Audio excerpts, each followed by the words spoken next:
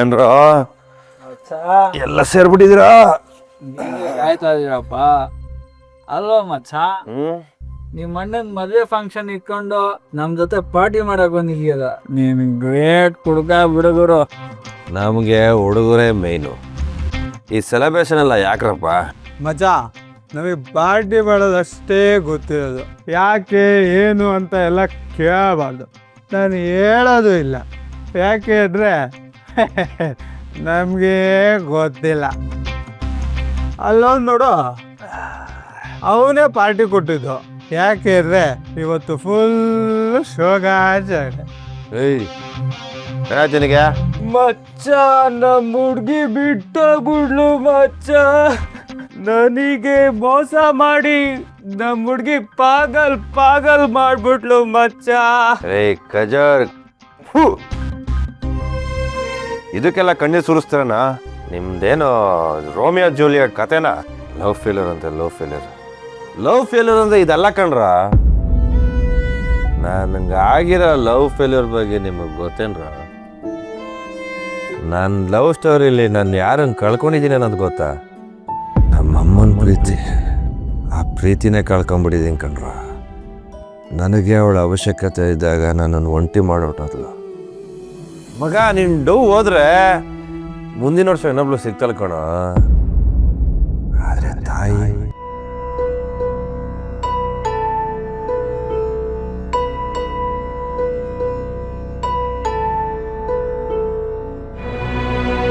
ನನಗೆಲ್ಲೋ ಸಿಗ್ತಾಳೆ.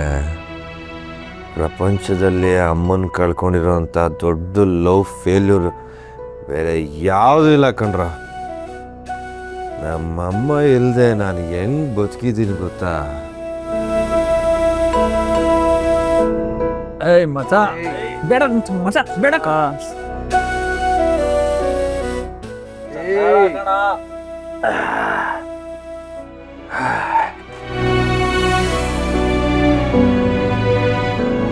ನನ್ನ ನೋವು ನಮ್ಮ ಅಪ್ಪಂಗೆ ಅರ್ಥ ಆಗಲ್ಲ ಮಚ್ಚ.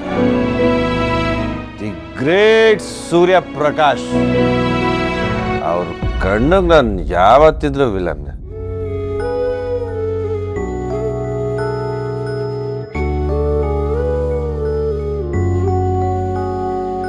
ನನ್ನ ಲವ್ ಫೇಲ್ಯೂರ್ ಬಗ್ಗೆ ಅವ್ರ ಚಿಂತನೆ ಇಲ್ಲ. ಯಾಕೆ ಹೇಳು? ಅವ್ರ ಪ್ರಕಾರ ನಾನು ದೊಡ್ಡ ಫೇಲ್ಯೂರ್. ನನಗೆ ನಮ್ಮ ಅಮ್ಮ ಬೇಕು ಅನಿಸಿದೆ.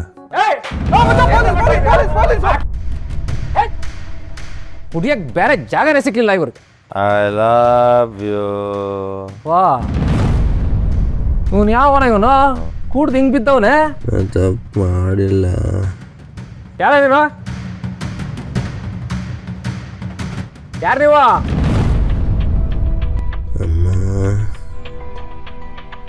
ಏ ಗೆಟ್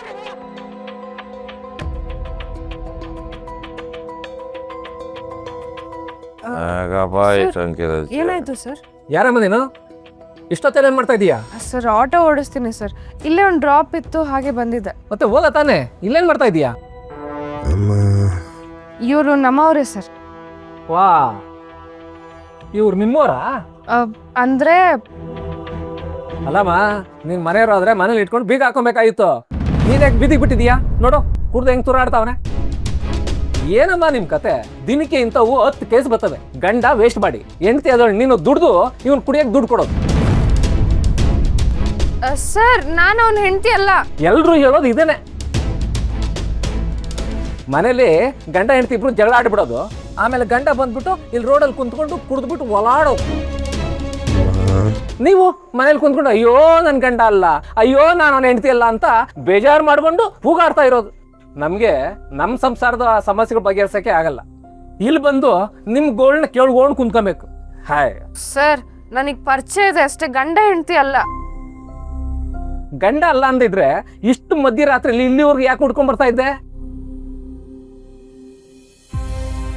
ನೋಡಮ್ಮ, ನಿಮ್ ಮನೆ ಜಗಳನೆಲ್ಲ ಬೀದಿಗೆ ತಗೊಂಬರ್ಬೇಡಿ. ಮೊದ್ಲು ಇವನ್ನ ಇಲ್ಲಿಂದ ಕರ್ಕೊಂಡೋಗಿ.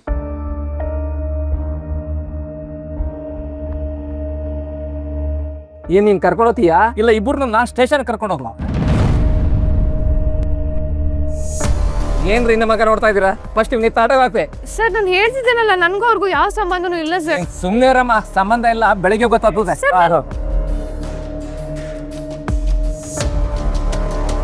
ಒಂದು ನಿಮಿಷ ಕೇಳಿ ಸರ್.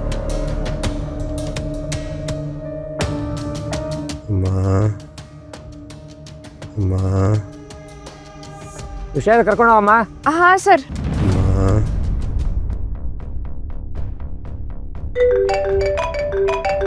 ಹಲೋ ವಿನಯ್, ಕೃಷ್ಣ ಎಲ್ಲಿದ್ದಾನೆ ಅಂತ ಗೊತ್ತಾಯ್ತಾ? ನನಗೆ ಉಸಿರಾಡೋಕ್ಕೂ ಆಗ್ತಿಲ್ಲ ಕಣೋ. ಇಲ್ಲ ಅತ್ತೆ, ಎಲ್ಲ ಕಡೆ ಹುಡುಕ್ತಾ ಇದ್ದೀನಿ, ಎಲ್ಲೂ ಸಿಕ್ಕಿಲ್ಲ. ಅದಕ್ಕೆ ಸಮಾಧಿ ಹತ್ರ ಅವ್ನು ಯಾವಾಗಲೂ ಹೋಗ್ತಾನಲ್ಲ. ಮೊದಲು ಹೋಗಿದ್ದೆ ಅಲ್ಲಿಗತ್ತೆ, ಅವನು ಅಲ್ಲಿಲ್ಲ ಅತ್ತೆ. ನನಗಂತೂ ಏನು ಮಾಡಬೇಕು ಅಂತಲೇ ಗೊತ್ತಾಗ್ತಿಲ್ಲ. ಅವನನ್ನ ಹೇಗಾದರೂ ಮಾಡಿ ಸೇಫ್ ಆಗಿ ಮನೆಗೆ ಕರ್ಕೊಂಡು ಬಾರೋ.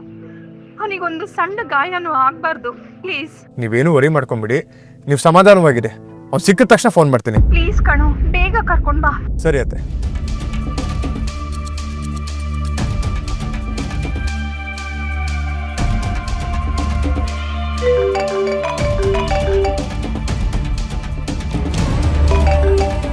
ಹಲೋ ಹಲೋ ವಿನಯ್ ಸರ್, ನಾನು ರುಕ್ಕು ಮಾತಾಡೋದು. ಹೇಳಿ ರುಕ್ಕು. ಏನಿಲ್ಲ ಸರ್, ಅದು ಕೃಷ್ಣ ಅವರು. ಏನಾಯ್ತು ಕೃಷ್ಣನ್ಗೆ? ಎಲ್ಲಿದ್ದಾನೆ?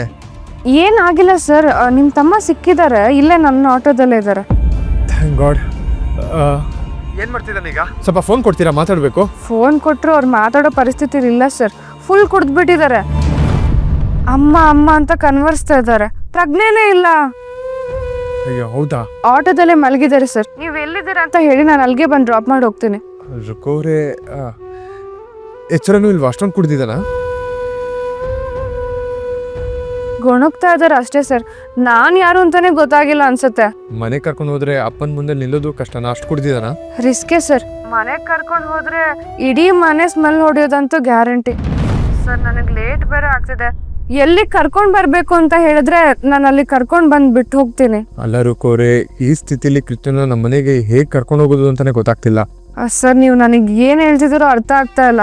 ಅದು ಹಾಗಲ್ಲ ರುಕೋರೆ, ಮನೇಲಿ ಒಂದು ದೊಡ್ಡ ಜಗಳ ಆಯ್ತು. ಅಪ್ಪನ ಜೊತೆ ಜಗಳ ಆಡಿ ಹೊರಗಡೆ ಹೋಗಿ ಈ ತರ ಕುಡ್ದಿದ್ದಾನೆ. ಈಗ ಮನೆಗೆ ಏನಾದ್ರು ಕರ್ಕೊಂಡು ಹೋದ್ರೆ ಅಪ್ಪ ಅವ್ನು ನೋಡಿ ಹೊತ್ಯಾರಾದ ಅಂತ ಆಗತ್ತೆ.